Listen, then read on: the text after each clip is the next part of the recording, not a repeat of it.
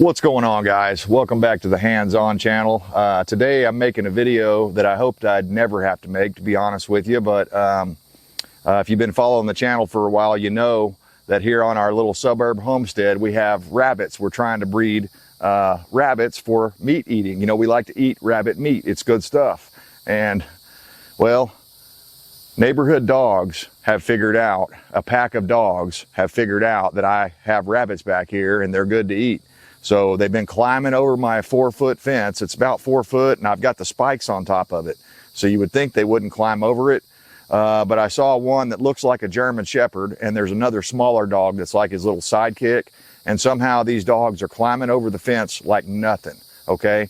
So what did I do? Well, I've been staying up all hours of the night trying to catch these little dogs coming in my backyard. I'm trying to keep it family friendly here because this really infuriates me, okay? This makes me really angry. I'm not raising and feeding rabbits or, you know, taking care of rabbits to feed wild dogs that people don't care about or aren't taking care of. So this was from one of the more recent attacks. I've had 3 attacks now. The first one, they got my #1 buck, our favorite buck of all time. He was just so sweet, so gentle, you know, the one we didn't want to get killed for sure. We didn't want anything bad to happen to him. It happened. They chewed and chewed and chewed on the rabbit wire until they opened it up enough. They grabbed his foot and pulled him through. Now, that's bad enough, okay? But they didn't even eat him. I barely saw any blood on him except for on his foot where they'd been pulling on him. I mean, this thing, that really makes me angry because that takes it to another level. We try to use everything we can on the rabbit. You know, that's one of our things. We try to, you know, utilize it and stuff. But once a wild pack of dogs comes through, I can't even feed that to my other animals now. I can't even cut it up and feed it to my own dog because what if those dogs have rabies or they're not up on their shots or whatever, you know, any kind of dog related thing. Well, this is one of the cages. As you can probably see, it's all misshapen, torn to shreds. There's a hole right here where they chewed through the thing. So 3 times now we've been attacked, and like a thief in the night, they come when I least expect it. As soon as I start letting my guard down a little bit, that's when it happens, okay? So they're not coming every night. That's why I haven't been able to get them. Everybody, or a lot of people in the comments, and a lot of people even in my own life that I've told this to, they're like, just shoot them. Okay, let me paint you a picture. It's the middle of the night, it's pitch dark. I live in the country, or on the edges of the country here. Used to be the country when I first bought the place. Now it's, you know, becoming more city-fied every day, but still, it's very dark out here. I do have a floodlight over here you guys can't see off camera. I've put up a couple of these can lights pointing back toward the direction, one pointing over here toward my rabbits and one pointing back toward the gate that I've seen the dog climb over when he was trying to get out. I have tried to shoot them. They're too fast, it's too dark.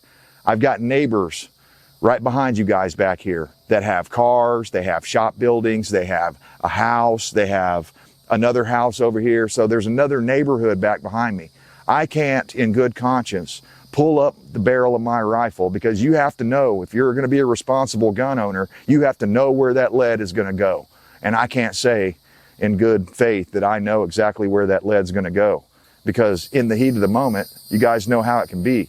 You make mistakes. Maybe you raise the barrel up a little bit too high. And also, I'm at a disadvantage because you guys can't see it on camera. I know how it is when you film these things. It never shows up, but that's pretty far downhill toward the back of my house. So my back porch is right back that way. In fact, I'll just turn you that way. So I've got this little walkway right here and it points straight toward my back fence, which is where that dog has been climbing over. And if I'd have had my gun ready the first time when I saw him climbing over, maybe I could have shot him. But if I had missed, it might have hit some of my neighbor's property, okay? And I'm not gonna be, I especially don't wanna take anyone else's animals' lives or hurt their vehicles or hit their house, make them feel uncomfortable, any of that sort of thing. And I would hope that my neighbors would have enough respect that they wouldn't shoot toward my place either when they're in the heat of the moment. So I get it. A lot of people are like, just shoot them, man. You got guns, why don't you just shoot them? Well, for one thing, I don't have an entire life to dedicate toward hunting someone else's lack of responsibility, because we found out with some more research. My wife found a thing on Facebook that's kind of local to this area, and it turns out there's 4 or 5 of these dogs that live at a place that people actually claim ownership of these dogs, but they're not taking care of them. They're raising them like a lot of people raise their kids these days, totally hands off. And see, my channel is the hands-on channel. We like to, we take control of as much of our lives as we possibly can. But there are people out there that believe you just let kids do whatever they want. That's just kids being kids. You let dogs do whatever they want. That's dogs being dogs. Well, when people, my animals aren't the only ones being victimized constantly by these people. There are a lot of people out here that have chickens and other livestock, and these dogs have learned to go out and hunt to kill. They're not hunting to eat because they're being fed. They're doing it for sport. They're doing it because it's fun. They got nothing better to do, and no one that owns them bothers to take care of their own animals. And these people actually had the audacity to say, well, just go ahead and shoot them, which, another thing that infuriates me. So now you're shucking your responsibility onto me, and I have to shoot your freaking dog? I don't want to shoot a dog. I love dogs. Okay? So I'm not saying I won't, though. I love my animals more, and I will if I get the opportunity, but I don't have very many opportunities. So I want to take you over before I show you my solution to the problem, because this means war. The reason you guys haven't heard much from me is I've been out in the workshop fabricating up something to where it will equalize the odds and give me a chance of taking care of business. Let me take you over here right quick and show you the most recent attack. I have rabbits on the ground in what we call rabbit tractors. I drag these things around the yard and they fertilize as they go. Okay? So you can see the squares, hopefully, where it's a little lighter there. That's where I did have them for a couple of days. And this is a fantastic system. So far, knock on wood, the dogs have not been able to get into these. But I want to show you the tragedy that I found a couple of days ago. And honestly, it would have been way worse had my dog Chloe not alerted me. Okay, so Chloe has really been earning her keep, and I kind of wish she was out here now so I could just, you know, have her near me. But she has really been earning her keep lately. She's been staying up when I can't stay up, because, you know, you can only stay up so many nights in a row and keep on working and making money, you know. So I mean, I've been burning the candle at both ends as much as possible, trying to catch these freaking terrorist dogs.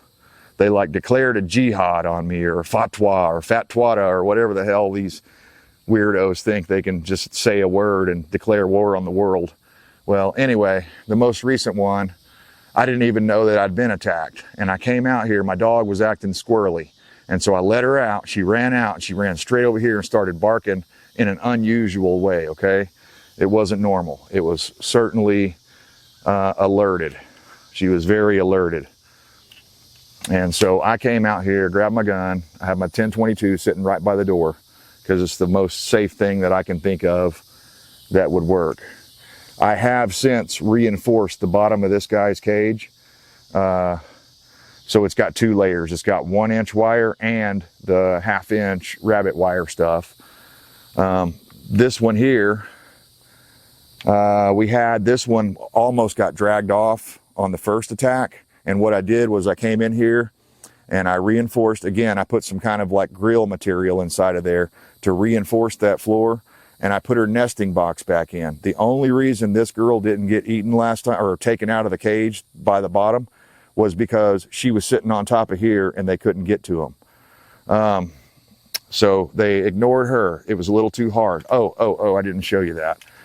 You can't really see them because they're kind of covered with food dust, but I put some little angle brackets there, just a couple of pieces of little, actually, I think they were like left over for some. So yeah, I put these brackets right here on, and they were left over from like some mini blinds or something like that. So I never throw that kind of crap away because you can always upcycle it and reuse it. So this is what was so alarming. I'm going to show you, I'm going to try to reproduce exactly how I found this a couple of days ago when this all went down. But yeah, it's just been terrible. You know, my wife is questioning whether we should stay in the rabbit business, and I don't blame her. I mean, we can't defend our livestock right now. So again, I've declared war. This one has been bolted down, but you see how cattywampus it is. It's all screwed up. I didn't put it together like that. It was all bolted down and they've ripped it to shreds from the bottom. And I had these cattle panels. Yeah, you can sort of see that. I've got a couple of cattle panels just leaning up against here. Well, they had figured out they could just pull that over and get up underneath, which is what the little one was doing. So the little one was up underneath, trying to chew her feet off. And there's a nesting box in there. I don't know why she didn't get up on it or get inside of it, but she wasn't smart enough or whatever. There's also a tile, a floor tile in there, a big one. That way, I made sure every rabbit had one. That way, if something went down like that, they'd at least have a place to get away from the dogs trying to nibble on their feet. Because that little one, I suspect, is getting up underneath and cha, cha, cha, cha, cha, cha. And I put, guys, after that first attack, I came in here and I put 2x2 wire underneath it. But you can see what the dogs did just to that wire. They broke the welds, and this stuff's much thicker than the hardware cloth. So these things are serious, man. We're at war, and so far they're winning. I came out. This lock was locked. I did not leave it unlocked. I'm sure of that. It was just like this, but the door was wide open. I suspect that powerful big dog, because of the evidence that I'm seeing here, this was latched completely. And I suspect, now I can't find any teeth prints or anything, but somehow that dog got up here and clamped on this door, either right here, this is probably where, and he pulled super hard. And when he pulled it that hard, it flexed that just enough. It didn't unclip, but it flexed it enough, because it only goes in there maybe 3/8 of an inch or so. And it flexed it just enough that it pushed that door out, and then it was open. And then he could go up inside. Maybe she was on the nesting box and they couldn't get to her, and it was driving them nuts. But yeah, I had just rehabilitated this cage. I had gone through and patched up any places. I flipped it over because one side of it was kind of worn just from the rabbits. I put the 2x2 fencing wire in there. Now, the one thing that I wish I'd have done different, and I told my wife when I was putting it together, I was like, maybe I should do it this other way. It would have been much harder, and that's why I didn't do it, but I should have done it. See how there's a 2x4 here? If I'd have put that fencing on the bottom side of that, that would have created a space and a gap between these two pieces of fencing, and maybe that would have deterred them more. I don't know. The way they tore this up, though, look at that. This was good. This was brand new fence, guys. That's what they can do. And again, my dog Chloe is alert to this. She is very hypersensitive, I'd say, right now. She'll just walk around the house sometimes just going, woo, woo, woo, woo. She can't stop. It's like once she knows that there's strange dogs been in her backyard, she cannot stop. She'll bark all freaking night. And that's annoying, but at the same time, it's the only thing that has kept them away. So, yeah, guys, we've got a real problem here. And again, I'm not the kind of guy, if you know me, you know, I'm not the kind of guy that's just going to let somebody or something constantly do something like this. So I started looking around for solutions. I was like, well, the smart money is if I could trap one of these things somehow. Now, the problem is I can't just put out like a snare, foot trap, or one of those claw clamper, you know, those kind that grab their legs, because I have dogs, or I have a dog, and I have a cat. I have a couple of cats around. So I'm worried, and my wife's worried that, you know, a dog or a cat is going to step in that, or one of my neighbor's cats. That's not a bad thing. You know, I don't hate my neighbor's cats, and I definitely don't want them to die.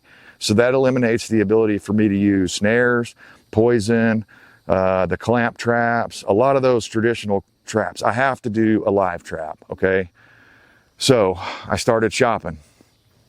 They wanted nearly $500 for the only decent looking, well-built cage that I could find. And it looked like it was fabricated in a shop. You know, it looked like it was welded and everything was done properly. But they wanted $500 for it. And I'm like, man, I can't afford $500 for something that may or may not work. So instead, I got on YouTube and I started looking, and there were a couple of live dog traps, but I don't think you're going to see one like this. This is as close to the kind you're going to be able to buy for $500 as you're going to get. And I made this entire thing. Well, the cattle panel cost me 26 bucks or 29 bucks. It was $29 for the cattle panel. I already had the steel. Let me get you some close-ups, so if you guys are into fabricating and stuff like that, you'll be able to figure out exactly what I did. I took a piece of C-channel for this door trap mechanism here. I took a piece of C-channel and I cut it in half. I don't know what they would call that, 4-inch C-channel probably. I cut it in half, creating 2 C's, as you can see, pun intended. And then I took some angle iron and I welded that on to the fence here. Am I the best welder in the world? No, not by a mile, but I can weld. I can glue 2 pieces of metal together and make it slide up and down a track just like this. And that's what we've achieved here. So we've got ourselves, well, we're short of a good trigger, but I'll show you what I've come up with here in a minute for my trigger mechanism. But the idea is the dog goes in, and it's a pretty good size cage. It's like 50 inches long, because that's how tall a cattle panel is. Anyway, dog goes in. I have a bait back there. He pulls on it a little bit, and it's a hair trigger, and then it slams shut. Now, ideally, what I really want to do, I just haven't found the right thing yet, or haven't been able to fabricate the right thing yet. I want to make a spring-loaded pin that is kind of light pressure. I don't need a lot of spring tension, so I need it to be kind of light so that I can still have a hair trigger.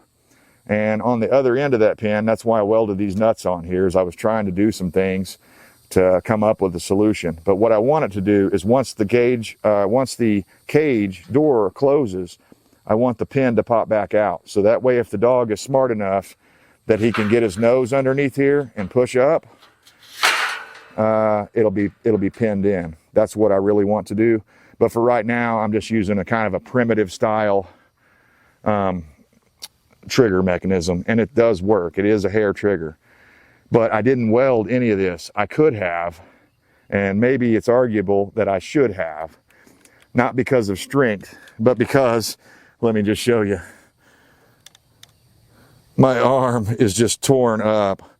I mean, I got cuts and all over my hands and stuff, and what it is everywhere you cut these guys right here, they get razor sharp, and inevitably you're going to scratch them, you're going to hit them as you're going in and out of there while you're building it. And I don't remember the gauge of this stuff, but it's stout. And you can see what I did here. I took the ends, I left all the ends long where I could. When I cut a panel in half, when I had to cut the panel, I would cut it right down the middle. So that way it left me 2 pieces, you know, with little ends on there. So that way I could twist those on there. And to be honest with you, I think it's as good or better than welding. And the reason I say better is because when you weld this galvanized, now you've undone the galvanization. So you have to spray something else on top of it, or else it's going to rust. I mean, not that I really care. I'm going to let this thing rust most likely. I don't know. I might spray paint it black or something just to make it look better. But yeah, and down here, I put some of that 2x4 fencing on here, and that's just because it's just around the back here. And that's just because that's where the bait will be. And I don't want the dog to be able to go through the side right here, because these are 6-inch holes. But again, both of these dogs that I'm talking about, they're not gonna be able to squeeze through that trap. So let me get it set up for you, and we'll give you a demonstration of how this thing works. I'd say with materials that I already had on hand, I probably got 50 bucks worth of materials in this project. That's a far cry away from 500. So that's one of the ways that we try to, stretch our dollar out. And then that way we don't need to make as many dollars to survive. Makes perfect sense to me anyway. But I see so many people just wasting money. So what we have here is a cable and a cut off bottom part of a 2-liter and some dog food inside, and this is just a board to kind of hold everything together. Now I wish it would sit a little straighter, but for some reason it always angles like that.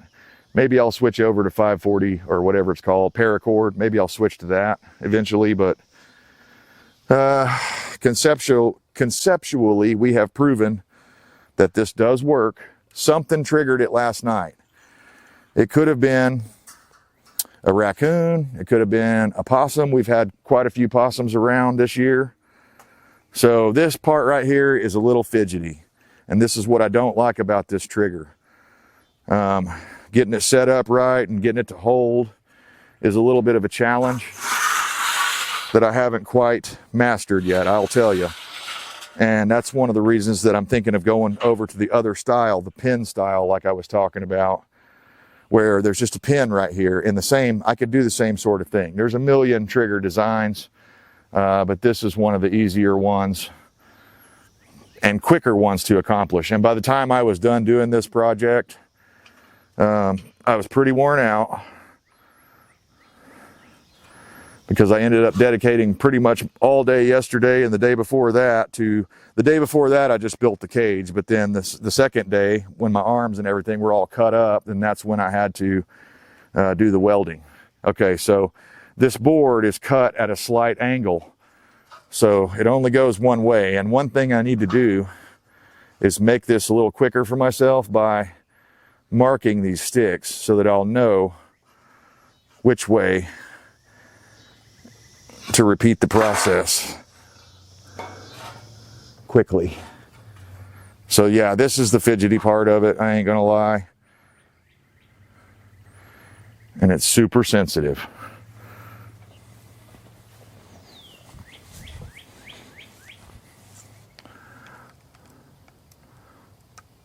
Well, you guys probably need to see that a little closer, and it may look, I don't know if it's gonna hold or not. It's already kind of, and what I may need to do is cut some better angles on my boards here to make that work. Now let me show you how it goes, how it's supposed to go. I haven't caught one yet, so you guys are gonna have to wish me luck. I think I see no reason it won't work. So Mr. Evil Dog comes along. He's like, man, I'm gonna go in here and get me some rabbit. And since I know he's climbing over the gate back here, there's a gate right there where it's smooth at the top, and he's climbing over there. I've seen him do it multiple times. Since I know that's where he's going, I told my wife, I think I'm gonna set it up to where this gate or this trap is actually in that opening of the gate, so it will force them to go in there. I think I didn't do that last night, but I think I'm gonna do it tonight. So here we go. Mr. Dog comes along. I'm gonna throw some food down in the bottom down here. He's like, oh, this is that place with all those rabbits, man. I love killing rabbits. Oh, what's this, some food? Oh, that's pretty good. Let's get in there. Oh shit, I'm trapped. That's how it goes, guys. And then I'm not going to tell you what I'm going to do, but I'm pretty sure you can use your imagination at what I'm going to do next, because this problem is about to end. We're not going to have this anymore, and I'm going to do this and set this daggum thing as many times as I have to until I feel like I can sleep at night again without worrying about my rabbits getting eaten. Not even eaten. See, that's what really bugs me. I mean, it'd be probably worse and more gross if they were eating them, because then I'd have to clean up their guts and everything. But at the same time, man, what a waste. These are just killers. Killers on the loose. So I think we'll be able to do it with our $50 trap. Now, again, I had some labor into this thing. It took me a long time to twist all those wires on there. I was out here till real late at night, and just getting the cage part of it built. And then I probably spent probably a good half a day constructing everything that I needed to do. And that's all welded on there, by the way. I welded that. The C-channel is welded to the angle iron, which is welded to the bars. Even on the inside where the angle iron goes around, I shot some welds up underneath there across the wire and across the angle iron to lock everything together. So that's kind of like a frame. It's very rigid in the front. All right, guys, one more time. Maybe we'll slow this one down just for effect.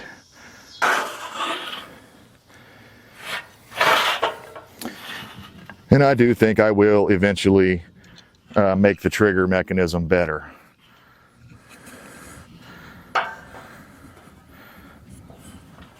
I'd like to be able to have it to where my wife could just come out here and set it up real easy. And maybe what it is, I might need a 2x4 instead of this little thin board. Editing, editing out, editing out.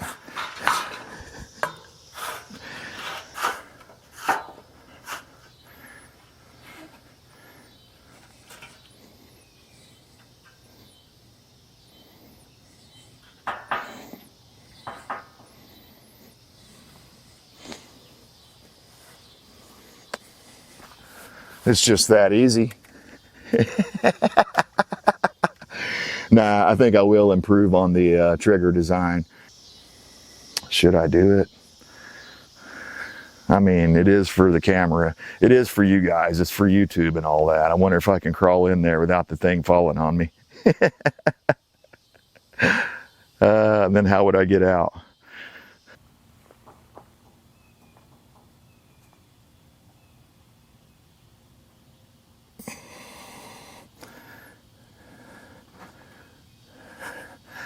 Yeah, I think it's a bad idea because I don't have my phone on me, and I don't know if my wife would hear me screaming if I couldn't turn around in there and get out. So we're not going to crawl in there. I'm tempted to have my dog do it, but I don't want to scare her because she's been such a good girl.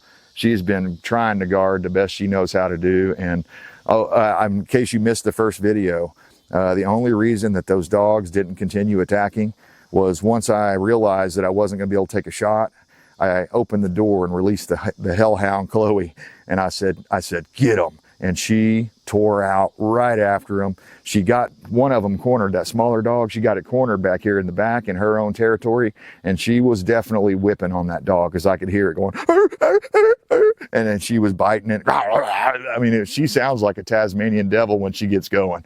So I was quite impressed at her ability and her want and desire to protect the homestead. So here we go, last demo. Dog comes along, he's like, oh man, I'm gonna go get me some rabbit, mess around, I'm bored right now. Just barely touching it here. Let's see how little it takes. Well, I'll have to get me a bite. Oh, it's actually pretty stiff this time. Maybe too stiff. Yeah, that's too stiff.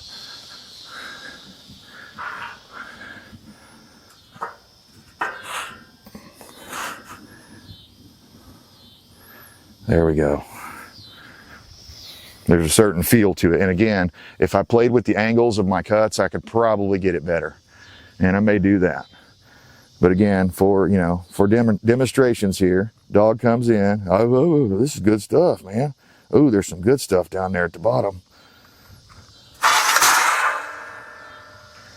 Not bad. Not bad at all. And depending on how you set it, it can be a hair trigger or not a hair trigger, you know. But yeah, last little shot here. I'll pull it off the tripod and show you guys. Look, basically how I did it. I welded all that to some angle iron. This is sitting into a piece of C-channel that's cut in half. Okay, I've got the thinner edge of the metal to the back, thinking that all it needs to do back there is basically guide it down the rail. In the front, this is where the dog could push through. So I put the wider section up front. And I didn't like how all that was going to go. I was going to just weld it straight onto the cage here, but I didn't like how all that was going to lay out. So I ended up cutting a couple of pieces of angle iron here, and I'm glad I did because it stiffened this whole thing up right here in the front. And again, this is nice and rigid. Is it heavy? Yeah, a little bit, you know. I don't know. It probably weighs maybe 60 pounds or something altogether, but you could still put this in the back of your pickup truck fairly easily. and take it over to your land if you needed to catch some coyotes or something like that, because it would work for a coyote trap. Now, the way it's currently configured with the cow panel, it would probably not, I'm sure it would not work for bobcats. It would not work for anything smaller unless you went around the outside of it with some of that 2x2 fencing, or you could go pay $100 for a 16-foot sheet of horse panel, which has 2x2 welded wire, just like the cattle panel, but it has a lot more of them. So this is what we call a cattle panel or hog panel. It's got, as you can see, it's got some sections that are closer together that are 4-inch, but most of them are 6-inch like that. So if you're trying to catch a smaller dog, you're going to want to get the the smaller panel. And actually, I'm just thinking of this. There's another one called like utility panel or goat panel or something like that. Goat panel, you can ask for that. The way I did this, I didn't put any kind of a pulley or anything in here. I just took this cable and one of these dog clips and clipped it on there. And what I like about that is if I need to lock it into a certain place, I can put it across one of those crosses like that. And all I'm trying to do is reduce the amount of friction that's on the cable. And I just stuck a screw and a bracket on there so that I could clip that other dog clip on there, and you see how it works. But it is doable, guys. Now that bottom section there, I turned it the other way. As you can see on this one, I folded it over the top of the cage, which made sense up here because I needed it out of the way of the sliding mechanism, right? But down here at the bottom, I wanted it to be captured enough to where an animal couldn't get underneath there like this, or it would deter them. Now again, they still could possibly stick their head in here and pick up, but that's pretty heavy. I just thought of something else. Another thing I could do is I could spring load that door to where it wants to draw down, and I've actually got some trampoline springs, some old trampoline springs that I could probably utilize for that reason. But yeah, guys, let me know what you think. If you've got any ideas or suggestions on a really simple, good trigger mechanism that I could do. And I booger welded some nuts on there to test one of my theories yesterday. I had a pin, but I couldn't find a spring that was soft enough and was going to do what I wanted. But yeah, I think I'd rather have the trigger mechanism be right here and just a pin that sits underneath the edge like that, right? And then when the dog does something, and I may end up putting one of those foot style traps in there. It wouldn't be hard for me to do that. But yeah, million reasons out there for you to learn welding if you're going to do homesteading. A very big help when you can weld and fabricate, and you can start saving up pieces of scrap steel and things like that. And again, you can make something like this on a weekend. Appreciate you guys tuning in. If you have any questions, I'll try to answer them. As far as dimensions go, it's 50 inches long by 1, 2, 3, 4 squares tall, 3 squares wide. You could make it any dimensions you want, but with this setup right here, I used exactly every bit of one 16-foot cattle panel except for this right here. This was my leftovers. And actually, guys, I'm pretty proud of that. I used up all of a cattle panel except for that, making that cage. But again, 29 bucks versus $450, $500 for a professionally built one. I'll take my chances with this. Anyway, look forward to reading your comments and seeing what your feedback is on this. If you got any suggestions for baits, what should I use? I thought about making this a live trap where a second layer live trap where I actually put a bunny back here in the top, but that really complicates things. I hope I don't have to do that because I think my bunnies have been scared quite enough. Appreciate you tuning in. Happy hunting out there to you guys. Good luck. I know how it can be if you've got dogs terrorizing your homestead. Hope I get them. See you guys next time.